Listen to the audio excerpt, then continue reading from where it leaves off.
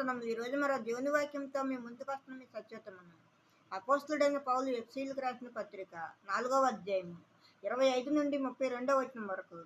మనము ఒకరికొకరము అవయవములై ఉన్నాము కనుక మీరు అబద్ధమాడుట మాని ప్రతివాడును తన పొరుగువానితో సత్యమే మాట్లాడవలెను.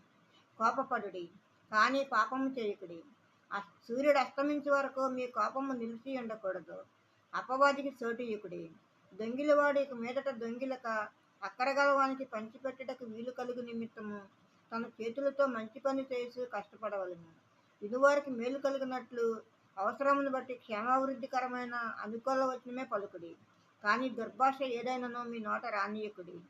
దేవుని పరిశుద్ధాత్మను దుఃఖపరచుకుడి. విమోచన దినము వరకు ఆయన యందు మీరు ముద్రింపబడి ఉన్నారు.